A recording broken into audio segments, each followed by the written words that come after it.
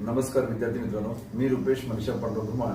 आज ध्येयपूर्ती अकॅडमीच्या आपली वर्दी या चॅनलवर तुमचं स्वागत करत आहे.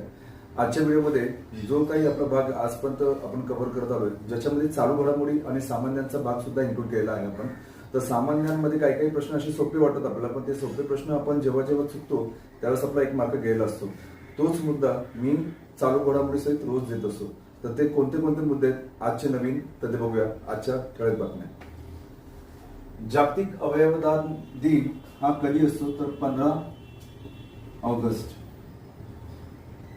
जगातील सर्वात उंच चिनार पुलाची लांबी किती मीटर आहे, तर 1315 मीटर. आशियाई ऍथलेटिक्स चॅम्पियनशिप 2025 चे आयोजन कोठे करण्यात आले, तर दक्षिण कोरिया.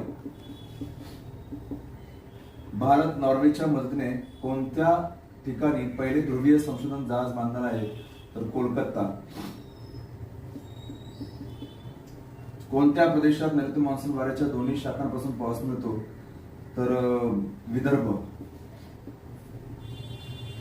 दक्षिण आफ्रिका संघाने 27 वर्षांनंतर आयसीसी चॅम्पियन्स स्पर्धेचे विजेतेपद पटकावले. महाराष्ट्रात 3/4 भागात कोणती मृदा आढळते, तर रेगूर मृदा. कोणते शहर भारताची बिबट्या प्राण्याची राजधानी बनले? आधी मुंबई होतं ना, तर आता बंगळूर बनले. तिथे संख्या वाढली म्हणून. राज्य सरकारने ग्रेटर फ्लेमिंगो अभयारण्य स्थापन केले, तर कोणतं आहे ते? तामिळनाडू. बघा, या घटकांमध्ये असे अनेक मुद्दे जे करंट अफेअर्सशी अत्यंत महत्वाचे आहेत, ते भाग ते तुमच्या समोर मांडलेत. हे महत्वाचे मुद्दे तुम्हाला नक्कीच एक्झाम मध्ये सापडतील हीच अपेक्षा करतो. आणि आजच्या महत्वाच्या घडामोडीसहित आजची आपली रजा घेतो.